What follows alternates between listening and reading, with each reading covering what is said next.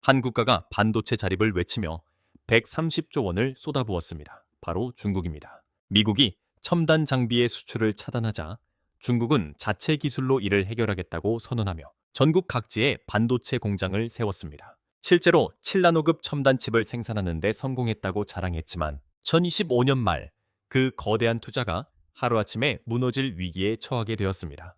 원인은 의외로 간단했습니다. 일본이 조용히 꺼낸 작은 유리병 하나, 그 안에는 포토레지스트라는 화학 물질이 들어 있었습니다. 미국이 대포를 쏘며 떠들썩하게 규제를 발표할 때 일본은 조용히 독침을 준비하고 있었던 것이죠. 중국 매체들은 탄식하며 말했습니다. 쌀이 없으면 밥을 지을 수 없다는 말처럼 130조 원의 야망이 한 병의 화학 물질에 발목이 잡힌 상황이 된 것입니다. 중국의 반도체 굴기는 2014년부터 본격적으로 시작되었습니다. 굴기란 우뚝 일어선다는 뜻으로 반도체 분야에서 세계 최강으로 올라서겠다는 중국의 야심찬 프로젝트를 의미합니다. 당시 중국의 반도체 자금률은 10%에 불과했습니다. 스마트폰, 컴퓨터, 자동차에 들어가는 핵심 부품들을 대부분 외국에서 수입해야 했습니다. 시진핑 주석은 이를 국가 안보의 위협으로 보고 미국이 마음만 먹으면 반도체 공급을 끊어 중국 경제를 마비시킬 수 있다는 우려를 표명했습니다. 이를 해결하기 위해 중국 정부는 국가적 차원에서 반도체 산업에 대한 투자를 시작했습니다. 중국 정부는 이를 해결하기 위해 국가적 회로산업투자기금, 즉 대기금 다이지진을 설립했습니다. 대기금은 중국판 반도체 육성 자금으로 첫 번째 펀드는 약 26조 원, 두 번째 펀드는 약 38조 원이 투자되었습니다. 그리고 2024년 5월에 출범한 3차 펀드는 63조 원이 투입되었으며 이는 1차와 2차 펀드를 합친 것보다 더 많은 금액이었습니다. 대기금만 합쳐도 약 128조 원이었고 여기에 지방정부 보조금과 민간 투자까지 더하면 130조 원을 넘는 막대한 자금이 반도체 산업에 집중되었습니다. 이 금액은 10년 동안 웬만한 나라의 예산보다 더 많은 규모로 반도체 산업에 투자된 것입니다. 그렇다면 이 천문학적인 자금이 어디로 갔을까요? 놀랍게도 상당 부분이 허공으로 사라졌습니다. 대표적인 사례가 우한훈신 반도체입니다. 이 회사는 삼성전자와 대만 TSMC가 장악한 첨단 반도체 시장에 도전하기 위해 22조 원을 투자 목표로 내걸었습니다. 우한시 정부와 중앙정부로부터 2조 원 이상의 자금을 받았으며 대만 TSMC 출신의 최고 경영자까지 영입하면서 업계의 주목을 받았습니다. 첨단 장비를 들여놓고 공장을 세웠습니다. 그러나 결과는 어떻게 되었을까요? 이 회사는 단 한 개의 상업용 칩도 생산하지 못한 채 문을 닫았습니다. 그들이 받은 정부 자금 대부분이 어디로 갔는지조차 밝혀지지 않았습니다. 이와 비슷한 실패가 계속 이어졌습니다. 청두거신 난징 덕허마 취안신 등도 막대한 정부 자금을 지원받고도 아무런 성과를 내지 못했습니다. 이들 중 일부는 제대로 된 기술도 없이 정부 자금만 노린 사기꾼들이었다는 비판도 나왔습니다. 한때 반도체 굴기의 상징으로 불리던 칭화 유니그룹도 무리한 인수합병으로 심각한 재정적 위기에 처했고 회장은 부패 혐의로 조사를 받았습니다. 급기야 대기금을 관리하던 수장마저 부정부패로 조사를 받게 되는 상황이 벌어졌습니다. 물론 중국이 전혀 성과를 내지 않은 것은 아닙니다.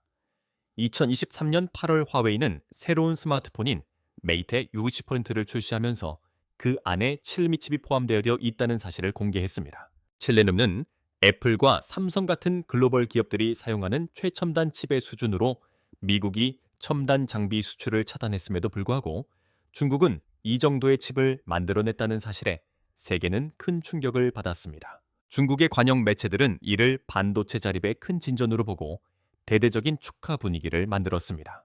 그러나 이 자부심은 오래가지 못했습니다. 2015년 11월부터 중국 증권시장에서 이상한 소문이 돌기 시작했습니다. 일본이 반도체 핵심 소재의 수출을 제한하고 있다는 소문이 퍼지기 시작한 것입니다. 처음에는 단순한 루머로 여겨졌지만 소문이 퍼지자 반도체 관련 주식들이 급격히 하락했습니다. 중국 정부는 급히 포토레지스트 관련 기업들의 주가를 안정시키려 했지만 불안감은 쉽게 가라앉지 않았습니다. 문제의 핵심은 포토레지스트였습니다. 포토레지스트가 왜 이렇게 중요한지 이해하기 위해서는 반도체가 어떻게 만들어지는지 알아야 합니다. 반도체의 첫 번째 단계는 실리콘이라는 재료로 웨이퍼를 만드는 것입니다. 그 후 이 웨이퍼 위에 미세한 회로를 그려야 합니다. 그 정도 미세도가 얼마나 중요한지 이를 예를 들어 설명해 보겠습니다. 머리카락 굵기의 수천 분의 1만큼 얇은 선을 그려야 하며 이 선들이 수십억 개나 그려져야 스마트폰에 들어가는 칩 하나가 완성됩니다. 이 미세한 회로를 어떻게 그릴까요?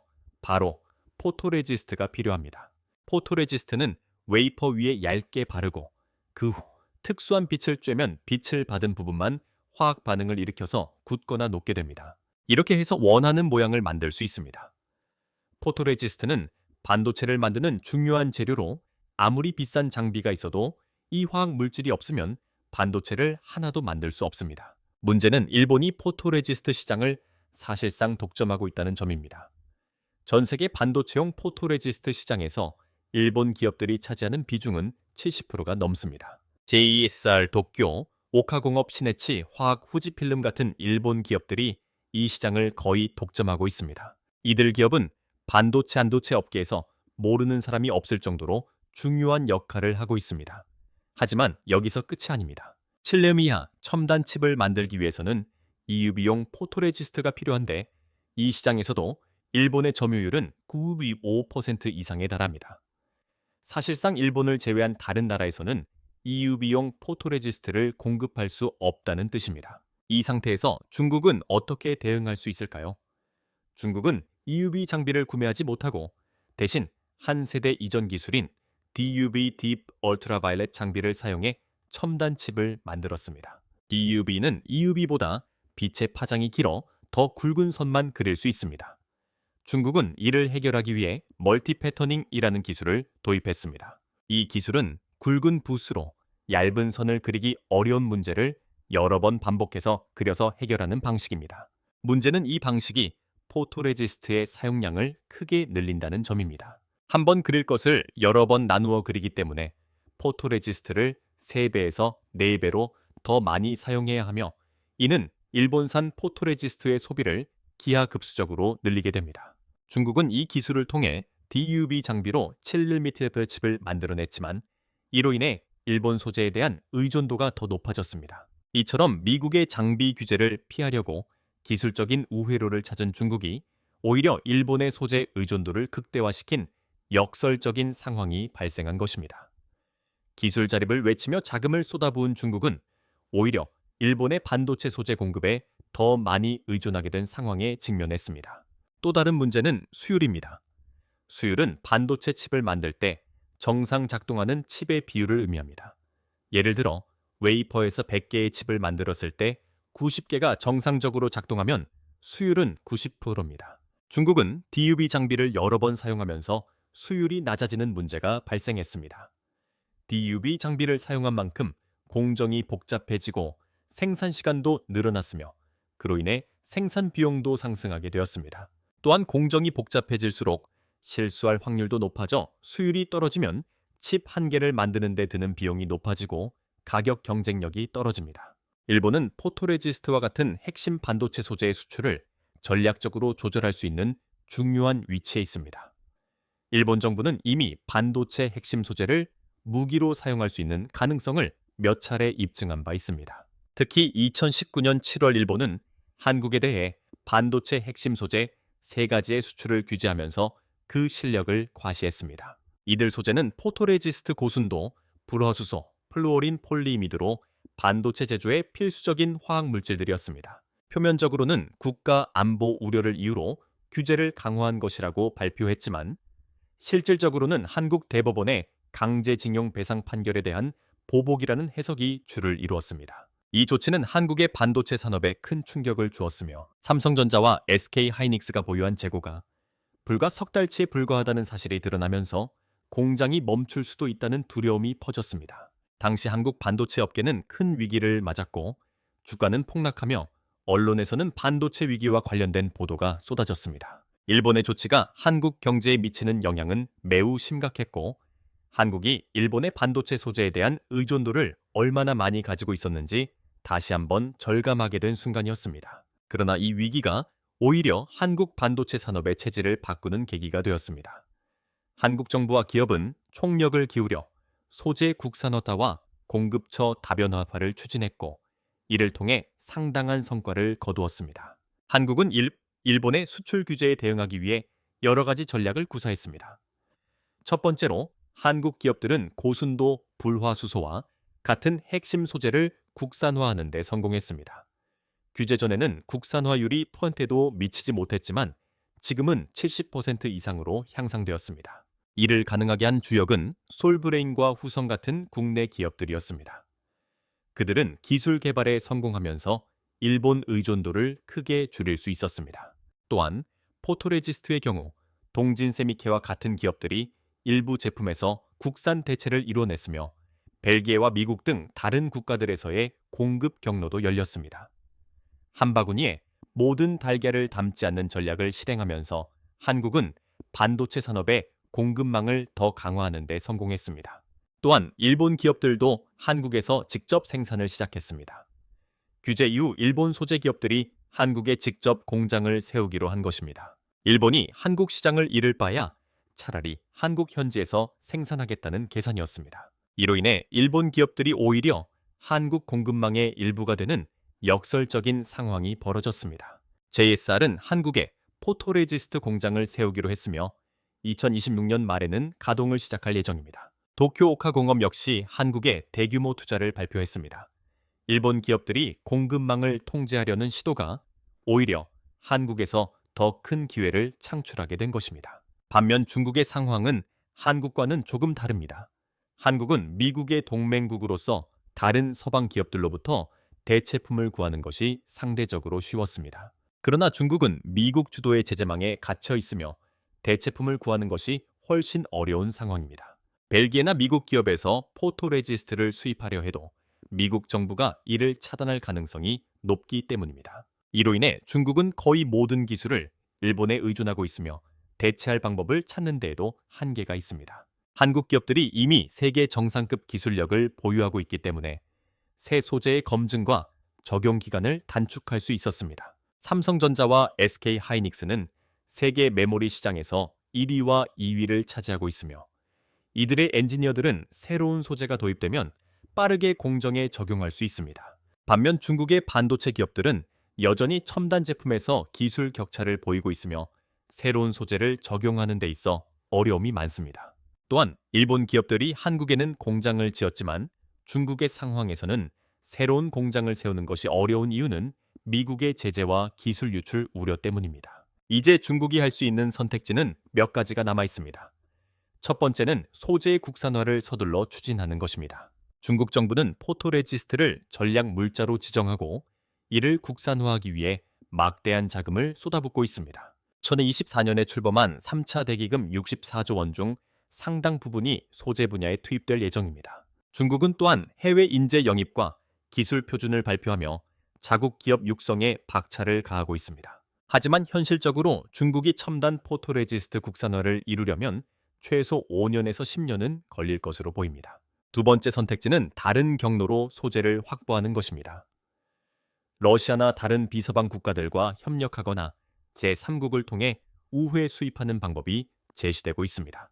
그러나 러시아의 반도체 소재 산업은 일본과 비교할 수 없을 만큼 미비하며 미국의 제재가 있을 경우 중국의 우회 수출이 차단될 가능성도 큽니다.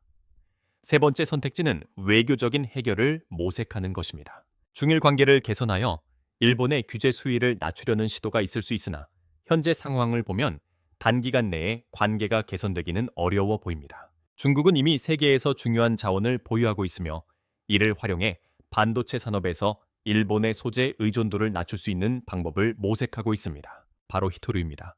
히토류는 전기차 배터리, 스마트폰, 풍력 발전기 등 필수적인 광물로 전 세계 생산과 가공의 대부분을 중국이 차지하고 있습니다. 일본이 반도체 소재인 포토레지스트를 무기로 삼았다면 중국은 히토류를 무기로 삼을 수 있습니다. 히토류는 일본을 포함한 전 세계 여러 산업에서 필수적인 자원이며 중국이 이를 전략적으로 활용하면 일본에 큰 타격을 줄 수 있을 것입니다. 중국이 히토류를 반격의 무기로 사용할 경우 일본에 대한 전략적 압박을 가할 수 있는 중요한 카드가 될 것입니다. 2023년 일본이 한국에 대해 반도체 핵심 소재의 수출을 규제할 때 중국은 바로 히토류를 전략 자원으로 활용해 일본에 맞대응할 수 있다는 가능성을 언급한 바 있습니다. 이는 일본의 반도체 소재 공급에 대한 의존도가 높기 때문에 중국이 히토류 수출을 제한하는 방식으로 일본을 압박할 수 있는 기회가 될 수 있습니다. 하지만 이 역시 쉽지 않은 일입니다.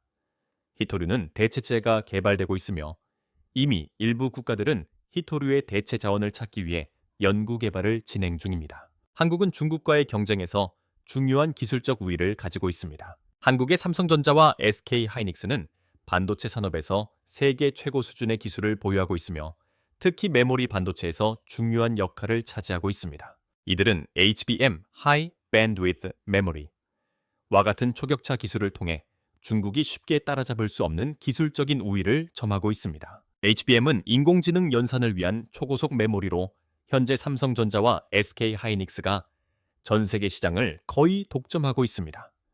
이 분야에서의 기술 우위를 유지한다면 중국은 이 기술을 쉽게 따라잡을 수 없을 것입니다. 또한 한국은 2019년 일본의 수출 규제 이후 소재와 장비의 국산화와 공급처 다변화를 추진하며 큰 성과를 이루었습니다. 당시 일본의 규제가 오히려 전화위복이 되었고 이를 계기로 한국은 반도체 산업에서 일본 의존도를 크게 줄였으며 동시에 새로운 공급망을 구축하는 데 성공했습니다. 예를 들어 고순도 불화수소의 경우 한국은 국산화율을 10%에서 70% 이상으로 높였으며 포토레지스트 역시 동진세미케와 같은 기업들이 일부 대체 제품을 생산하고 있습니다. 이는 한국의 반도체 산업에 큰 변화를 가져왔으며 일본의 공급망에 대한 의존도를 크게 줄이는 결과를 낳았습니다. 한국의 또 다른 중요한 전략은 동맹국들과의 공급망 협력을 강화하는 것입니다. 미국, 일본, 네덜란드, 대만과의 협력 관계는 한국의 반도체 산업을 안전망처럼 보호해주고 있습니다. 중국은 고립되어 있으며 미국과 일본의 협력 덕분에 중국은 반도체 산업에서 더 이상 쉽게 경쟁할 수 없게 되었습니다. 반면 한국은 이러한 국제적인 협력을 통해 반도체 산업에서 지속적으로 우위를 점할 수 있는 기회를 만들고 있습니다. 또한 일본이 한국에 직접 공장을 세우는 등 한국은 위기 속에서도 공급망을 더 단단하게 만드는 데 성공했습니다. 한국은 앞으로도 반도체 기술의 선두주자로 자리 잡기 위해 초격차 기술 개발에 집중할 필요가 있습니다. HBM, EUV 스디 난디 등 첨단 기술을 중심으로 한국은 중국과의 경쟁에서 기술적 우위를 유지해야 합니다.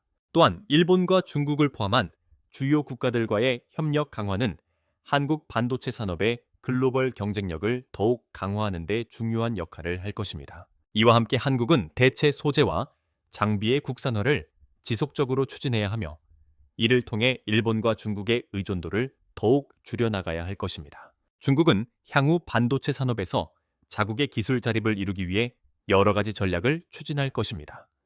첫 번째는 소재 국산화의 가속화입니다. 중국은 포토레지스트와 같은 핵심 소재의 국산화를 목표로 막대한 자금을 투입하고 있으며 이 과정에서 일본의 소재 의존도를 줄이기 위한 노력을 계속하고 있습니다. 그러나 이 역시 쉬운 일이 아니며 중국이 첨단 포토레지스트를 생산할 수 있는 수준에 도달하려면 최소 5년에서 10년은 걸릴 것으로 보입니다. 또한 일본과의 기술 격차를 좁히는 데에도 상당한 시간이 필요할 것입니다. 두 번째 전략은 일본 외의 국가들로부터 소재를 확보하는 방법입니다. 중국은 러시아나 중동 동남아시아와 같은 비서방 국가들과 협력해 일본의 소재를 우회 수입하려는 시도를 할 수 있습니다. 그러나 이는 미국과의 제재 위험이 크고 국제적으로 제재를 받을 가능성도 있기 때문에 이 방법은 한계가 있을 수 있습니다. 세 번째 전략은 외교적인 해결책을 찾는 것입니다. 중일 관계를 개선하여 일본의 수출 규제를 완화하려는 시도가 있을 수 있으나 현재 일본과 중국의 정치적 긴장 상태를 고려했을 때 단기간 내에 이러한 해결책을 찾는 것은 어렵다고 판단됩니다. 중국은 이제 반도체 산업에서의 자립을 이루기 위한 마지막 도전 단계에 접어들고 있습니다. 이 과정에서 중국은 기술 자립을 목표로 엄청난 자금을 투자하고 있으며 이를 통해 세계 시장에서 경쟁력을 갖추기 위해 노력하고 있습니다. 하지만 중국이 자국 내 반도체 산업을 완전 자립시키기까지는 몇 가지 큰 장애물이 존재합니다. 첫 번째 장애물은 일본과의 기술 격차입니다. 중국은 포토레지스트를 비롯한 고급 소재의 국산화를 추진하고 있지만 일본과의 기술 격차를 극복하는 데에는 수년 아니 수십 년이 걸릴 수도 있습니다. 중국의 반도체 산업이 직면한 가장 큰 도전 중 하나는 바로 기술 격차입니다. 중국은 이미 많은 기술 혁신을 이루었고 칠레미드 칩을 생산하는 데 성공했지만 이를 넘어서는 첨단 기술에 대한 접근은 여전히 한계가 있습니다. 특히 위극자외선 기술을 활용한 반도체 생산은 중국이 독자적으로 해결할 수 없는 문제로 남아 있습니다. 현재 EUV 장비는 네덜란드의 ASML만이 생산할 수 있으며 미국의 압박으로 인해 중국은 이 장비를 구입할 수 없는 상황입니다. 이로 인해 중국은 여전히 한 세대 이전의 DUV 장비를 사용해야만 하며 그로 인해 반도체 생산에서 발생하는 문제들이 계속해서 이어지고 있습니다. 중국은 이러한 문제를 해결하기 위해 멀티 패터닝 기술을 도입하여 DUV 장비로도 첨단 반도체를 만들 수 있는 방법을 찾았습니다. 그러나 이 기술은 포토레지스트의 사용량을 크게 증가시키는 문제를 일으킵니다. 이는 결국 일본산 포토레지스트에 대한 의존도를 더 높이는 결과를 초래하게 되며 일본이 포토레지스트 공급을 제한하는 상황에서 중국은 반도체 생산에 큰 타격을 입을 수 있습니다. 이를 해결하기 위해 중국은 자체 포토레지스트 개발에 많은 자원을 투자하고 있지만 첨단 반도체 공정에서 일본과의 격차를 좁히기까지는 수십 년이 걸릴 수 있다고 전문가들은 경고하고 있습니다. 중국은 또 다른 전략으로 대체 공급망 구축을 모색하고 있습니다. 일본 외 국가들과의 협력 강화를 통해 반도체 소재 공급망을 다 면화하려는 시도를 지속적으로 추진하고 있습니다. 러시아나 중동 동남아시아와의 협력 관계를 강화하며 일본의 수출 규제가 더 강해지지 않도록 대비하고 있습니다. 하지만 이 전략은 한계가 있을 수 있으며 중국이 일본의 공급망 의존도를 완전히 벗어나는 데에는 시간이 필요할 것입니다. 이 과정에서 중국은 일본 외에 다른 국가들로부터 공급망을 다변화하려고 시도하고 있지만 미국과의 제재가 중국의 우회 수출을 차단할 가능성도 높아지기 때문에 이 방법만으로는 위기를 해결하기 어려울 수 있습니다. 세 번째 전략은 외교적 해결을 통해 일본의 수출 규제를 완화하는 것입니다. 중국은 중일 관계를 개선하고 일본의 규제 수위를 낮추기 위한 외교적 노력을 기울일 수 있습니다. 그러나 최근 몇 년간 일본과 중국의 정치적 긴장이 고조된 상황에서는 중일 관계 개선을 위한 외교적 노력이 실질적인 성과를 내기 어려울 수 있습니다. 특히 대만 문제에서 일본은 강경한 입장을 고수하고 있으며 중국 역시 이에 대해 반발하고 있기 때문에 외교적 해결을 통해 일본의 규제를 완화하기는 쉽지 않을 것입니다. 중국은 또한 히토류를 활용해 일본에 대한 반격을 준비할 수 있습니다. 히토류는 전 세계의 전기차 배터리, 스마트폰, 풍력 발전기 등에서 중요한 역할을 하는 자원으로 중국은 이 자원을 전 세계에서 가장 많이 보유하고 있습니다. 일본이 포토레지스트를 반도체 소재 무기로 사용할 수 있다면 중국은 히토류를 활용하여 일본을 압박할 수 있는 가능성이 있습니다. 그러나 히토류는 이미 대체 자원 개발이 진행되고 있으며 일부 국가들은 히토류의 대체제를 찾기 위해 연구 개발을 진행 중입니다. 그렇기 때문에 히토류를 반격의 카드로 사용하려는 전략이 얼마나 효과적일지는 미지수입니다. 결국 중국은 기술 자립을 이루기 위해 10년 이상의 긴 시간을 필요로 할 수 있습니다. 일본과의 기술 격차를 좁히고 포토레지스트와 같은 핵심 소재의 국산화를 이루기 위한 노력은 시간이 많이 소요될 것입니다. 중국이 이러한 목표를 달성하기 위해서는 국제적인 협력과 더불어 내부적인 기술 개발과 혁신이 동시에 이루어져야 합니다. 하지만 그 과정에서 중국은 여전히 일본의 기술과 소재 의존도를 극복할 수 없다는 현실에 직면해 있습니다. 또한 일본의 기술 자립도 역시 50년 이상 쌓아온 기술력과 경험에 기반하고 있기 때문에 중국이 이를 단시간에 따라잡는 것은 매우 어려운 일입니다. 중국은 반도체 자립을 이루기 위해 막대한 투자를 진행하고 있지만 자립을 이루는 데 있어 가장 중요한 요소는 바로 시간이었습니다. 중국은 130조 원을 투자했지만 일본의 포토레지스트와 같은 핵심 기술에 대한 의존도는 여전히 높습니다. 일본의 포토레지스트 시장 독점은 중국의 반도체 생산을 상당히 제약하고 있으며 이를 해결하기 위해 중국은 자국 내 반도체 기술의 개발뿐만 아니라 대체 자원 확보에도 힘을 쏟고 있습니다. 하지만 기술의 국산화는 시간과의 싸움입니다. 포토레지스트와 같은 첨단 소재는 단기간에 국산화할 수 있는 기술이 아닙니다. 중국은 이제야 비로소 이를 해결하기 위한 노력을 본격적으로 시작했지만 최소 5년에서 10년은 걸릴 것으로 예상됩니다. 또한 일본 외의 다른 국가들로부터 대체품을 수입하려 해도 미국과의 제재로 인해 매우 제한적입니다. 중국의 반도체 산업은 시간이 해결해 줄 수 있는 문제가 아니며 일본과의 기술 격차를 좁히는 데에는 상당한 시간이 필요합니다. 중국은 반도체 산업에서의 자립을 이루기 위해 포토레지스트와 같은 핵심 소재의 자국화와 자급자족을 목표로 하고 있습니다.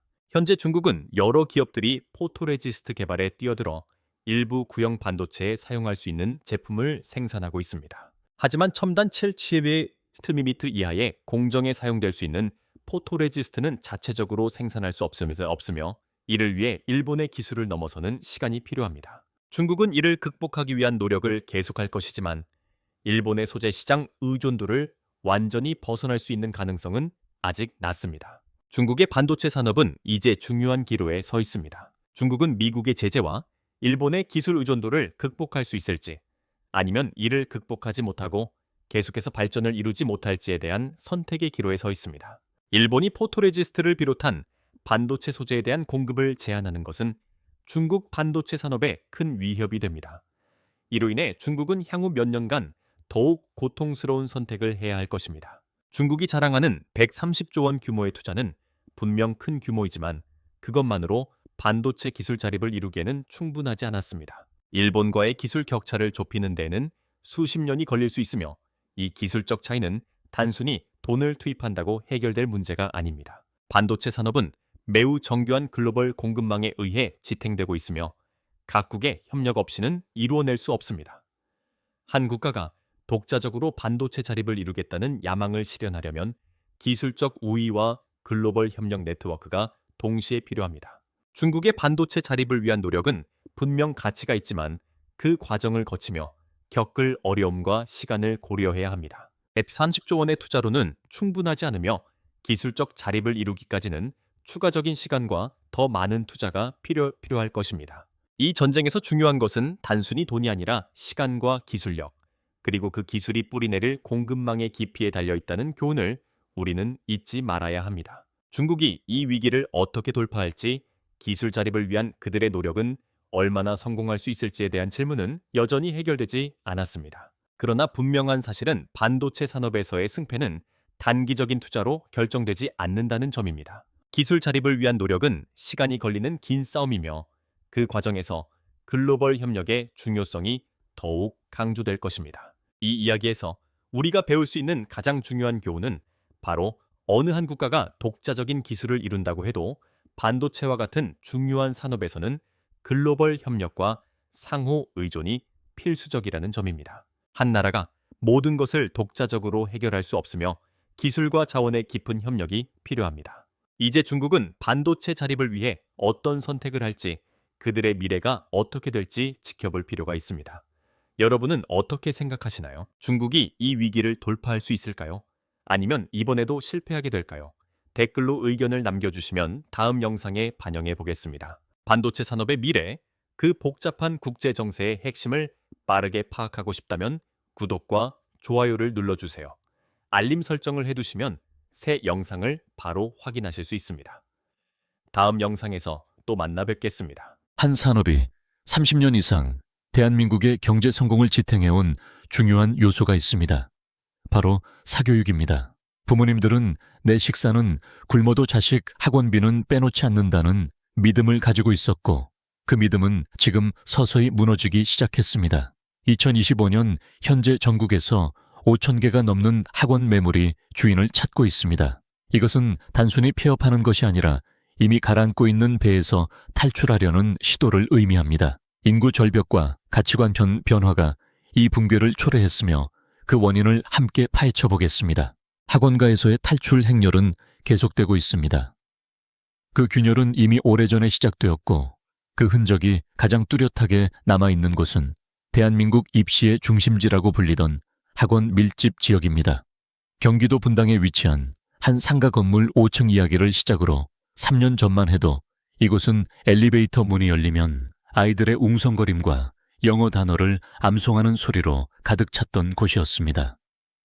수학학원, 4곳, 영어학원, 3곳이 빈틈없이 들어차 있었습니다. 이 자리를 얻으려면 권리금만 1억 원을 내야 했습니다. 권리금이란 기존에 사업을 하던 사람에게 주는 자리값입니다. 1억 원은 대부분 직장인 연봉의 3배에 달하는 금액입니다. 이만큼 좋은 위치를 의미했기에 대기자가 줄을 섰고 돈을 들고 와도 빈자리를 찾지 못한 사람들이 많았습니다. 하지만 지금 그 복되는 침묵만이 흐르고 있습니다. 임대중, 전포 정리, 권리금 없음 등의 문구가 적힌 전단지만 나뒹굴고 있으며 유리문 너머로 보이는 것은 주인을 잃은 책상들 뿐입니다. 7개의 학원 중 6곳이 문을 닫았고 단 한 곳만이 불을 밝히고 있습니다. 인근 공인중개사의 말로는 예전에는 권리금 1억을 부르기만 해도 자리가 없었는데 지금은 월세를 반으로 깎아줘도 들어오는 사람이 없다고 합니다. 상황이 이렇게 바뀐 것은 분당만의 일이 아니며 서울 대치동 목동, 신촌 노량진 등 한때 학원가로 유명했던 곳들도 하나둘씩 텅 빈 거리가 되어가고 있습니다. 부동산 앱을 열어보면 학원 매물들이 전국 곳곳에서 쏟아지고 있습니다. 이렇게 많은 학원들이 한꺼번에 매물로 나오는 일은 전례가 없습니다. 사람들이 흔히 이렇게 말합니다. 경기가 안 좋으니 일시적인 현상일 것이다. 곧 나아지면 다시 돌아올 것이다. 그러나 이번에는 다릅니다. 2025년 1분기 통계를 보면 국민들의 전체 소비는 늘었지만 교육비만 유일하게 감소했습니다. 물가가 오르면서 다른 지출은 증가했지만 교육비만큼은 예외였습니다. 한국 부모들은 예전에는 본인의 옷이 낡아도 자녀의 학원비는 최우선으로 고려했지만 이제는 그 믿음 자체가 흔들리고 있습니다. 과거에는 사교육이 불황에 빠지지 않는 불변의 진리처럼 여겨졌습니다. 그러나 이제 그 진리가 무너지고 있다는 신호가 보이고 있습니다. 특히 교육비의 지출이 감소하고 있다는 사실은 부모들의 교육에 대한 믿음이 바뀌고 있다는 것을 의미합니다. 학원들이 왜 이렇게 하나둘씩 사라지고 있을까요? 여러 가지 원인이 있지만 그중 가장 근본적인 이유는 학생 수가 급격히 줄어들고 있다는 것입니다. 서울에서만 지난 5년간 초중고 학생 수가 8만 명 이상 감소했습니다. 8만 명이란 수치는 서울의 평균적인 학교 한 곳에 학급이 6개 정도 있을 때 그만큼의 학생들이 사라졌다는 의미입니다. 즉, 수많은 교실이 텅 비고 그 자리를 채웠던 아이들이 증발한 것입니다. 이 숫자는 지방에서 더 심각한 상황입니다. 전남, 경북, 강원 등지의 작은 도시에서는 입학생 수가 한 자릿수인 학교가 속출하고 있습니다. 심지어 신입생이 3명, 5명인 학교도 생기고 있으며 매년 수십 개의 학교가 문을 닫고 있습니다. 학교가 문을 닫으면 그 지역에 있는 학원들도 자연스럽게 줄어듭니다. 학교는 정부 예산으로 버틸 수 있지만 학원은 학생 수가 줄어들면 곧바로 매출이 줄어듭니다. 이렇듯 학생 수가 감소하는 상황에서 학원들은 점차 어려워지고 있습니다.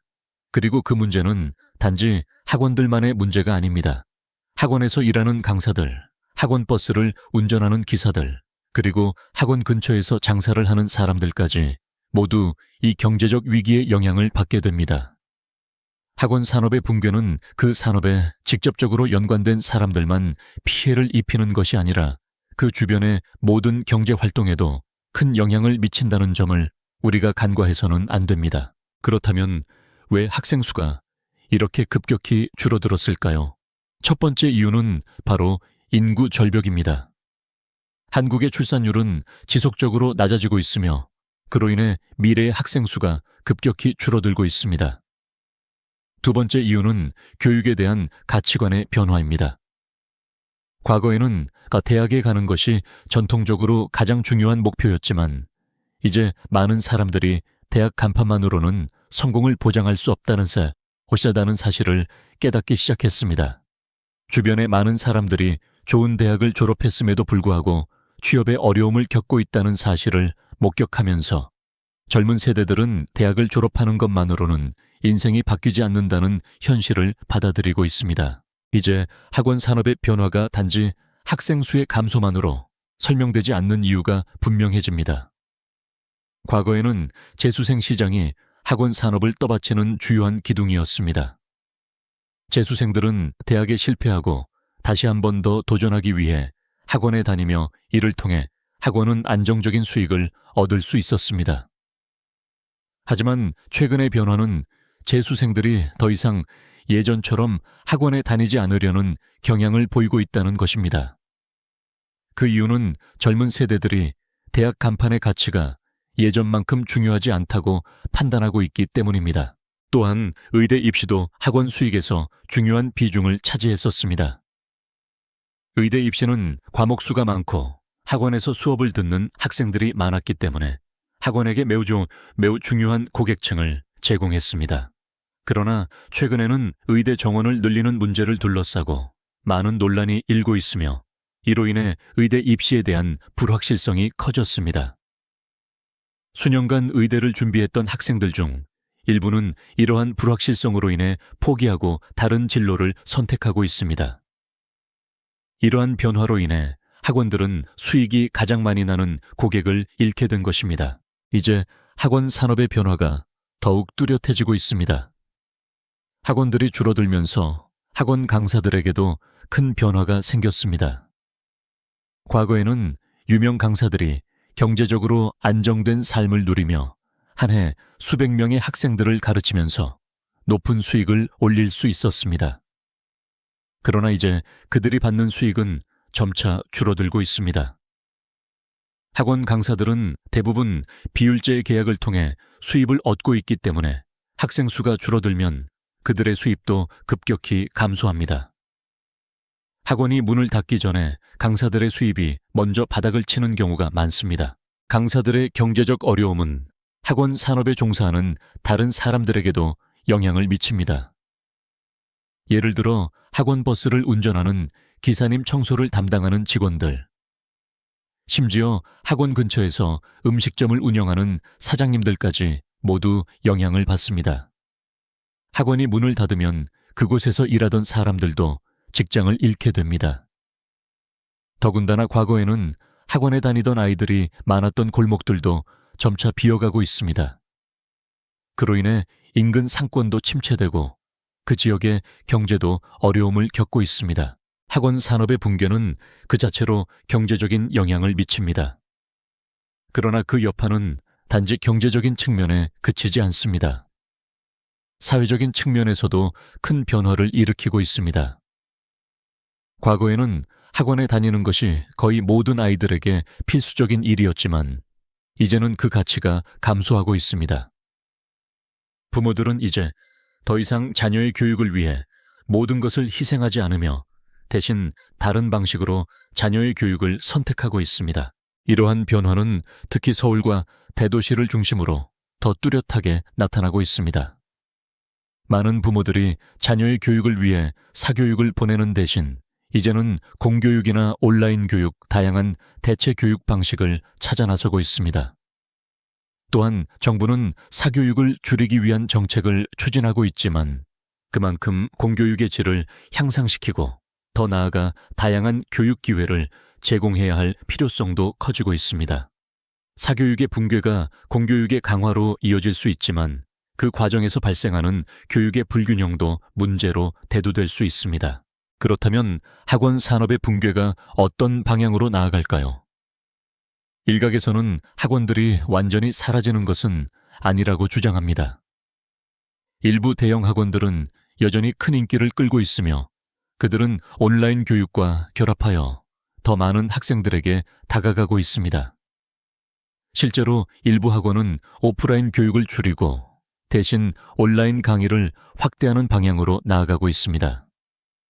기술의 발전은 학원 산업에 새로운 변화를 가져왔고 이를 통해 새로운 시장을 창출하고 있습니다. 그러나 이러한 변화가 모든 학원에게 긍정적인 영향을 미치는 것은 아닙니다. 대다수의 중소형 학원들은 여전히 어려운 상황에 처해 있으며 그들은 학생 수 감소와 경쟁 심화 속에서 생존을 위해 고군분투하고 있습니다. 이들 학원은 더 이상 예전처럼 안정적인 수익을 올리지 못하고 있으며 그들의 미래는 여전히 불확실합니다. 그럼에도 불구하고 일부 학원들은 변화에 적응하며 새로운 기회를 찾아가고 있습니다. 이들이 어떻게 살아남을 수 있을지, 그리고 그들이 사용하는 전략은 무엇일지에 대한 논의가 필요합니다. 사교육 붕괴의 또 다른 중요한 측면은 그로 인해 발생하는 새로운 기회의 창출입니다. 학원 산업이 축소되면서 새로운 형태의 교육 서비스가 등장하고 있습니다. 예를 들어 온라인 교육 플랫폼은 이제 주류 교육 방식으로 자리 잡고 있으며 더 많은 학생들이 온라인 강의를 통해 교육을 받고 있습니다. 기술의 발전 덕분에 교육의 접근성이 높아졌고 그로 인해 사교육을 대체할 수 있는 다양한 방법들이 생겨났습니다. 또한 전통적인 학원 모델이 아닌 개별 맞춤형 교육을 제공하는 새로운 형태의 교육 서비스가 등장하고 있습니다. 예를 들어 인공지능 AI 기반의 학습 도우미는 학생들의 학습 데이터를 분석해 맞춤형 문제를 제공하고 학생들이 자신의 약점을 개선할 수 있도록 돕고 있습니다. 이러한 변화는 학원 산업의 붕괴가 단지 끝이 아니라 새로운 시작이 될 수 있다는 가능성을 보여줍니다. 하지만 이러한 새로운 교육 방식이 모두에게 적합한 것은 아니며 특히 지역적 불균형과 경제적 격차가 여전히 큰 문제로 남아 있습니다. 이러한 상황에서 중요한 점은 사교육 산업의 붕괴가 경제적인 측면에서뿐만 아니라 사회적 문화적 측면에서도 큰 변화를 가져온다는 것입니다. 과거에는 부모들이 자녀 교육에 모든 것을 투자하며 이를 통해 자녀가 더 나은 미래를 누리기를 바랐습니다. 하지만 이제는 부모들이 자녀에게 과도한 교육을 강요하는 대신 자녀의 삶의 질과 개인적인 성장을 더 중시하는 경향이 강해졌습니다. 인공지능 AI를 활용한 맞춤형 학습도 큰 인기를 얻고 있습니다. AI 기술을 통해 학생들은 자신의 수준과 필요에 맞는 맞춤형 학습을 할 수 있으며 이는 기존의 일률적인 학원 수업과 차별화되는 점입니다. 학생들이 자신만의 속도로 공부하고 개별적인 피드백을 받을 수 있다는 점에서 AI 기반 학습은 새로운 교육 패러다임을 제시하고 있습니다. 하지만 이러한 변화가 모든 가정에서 동일하게 받아들여지는 것은 아닙니다. 특히 경제적 여유가 없는 가정에서는 여전히 사교육이 필요한 상황이 존재합니다. 온라인 교육을 활용할 수 있는 환경이 갖추어지지 않은 가정에서는 공교육과 사교육의 불균형이 여전히 문제로 남아 있습니다. 이런 불균형을 해소하기 위한 정부의 정책적 노력이 더욱 필요합니다. 사교육 산업의 붕괴가 한국 사회에 미친 영향은 교육뿐만 아니라 경제와 사회 구조에도 큰 변화를 일으키고 있습니다. 학원 시장의 축소는 그 자체로 많은 사람들의 생계에 영향을 미치고 있으며 이는 곧 경제적 불균형을 초래하고 있습니다. 학원에 종사하는 강사들뿐만 아니라 학원에서 일하는 다양한 직군들까지 모두 영향을 받고 있습니다.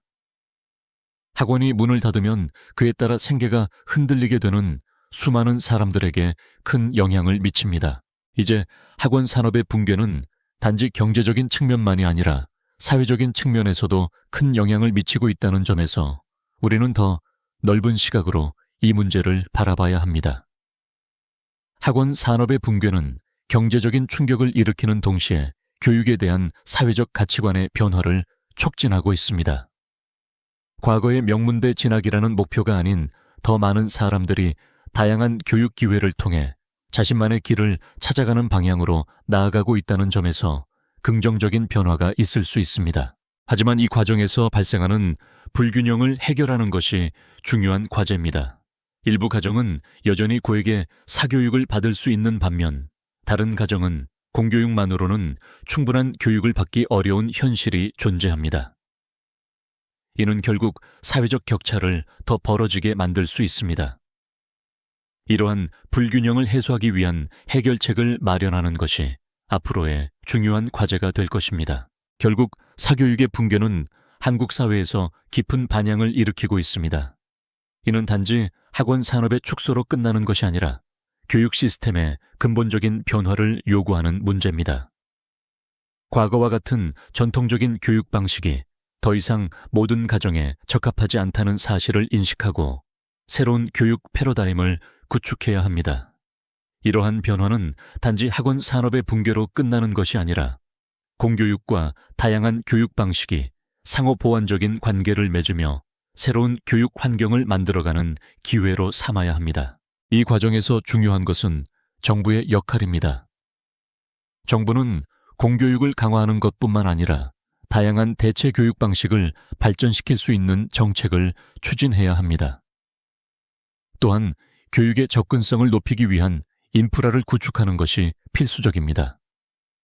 기술 발전과 함께 교육의 형태도 달라지고 있으며 이를 통해 모든 학생들이 균등한 교육 기회를 가질 수 있도록 하는 것이 중요합니다.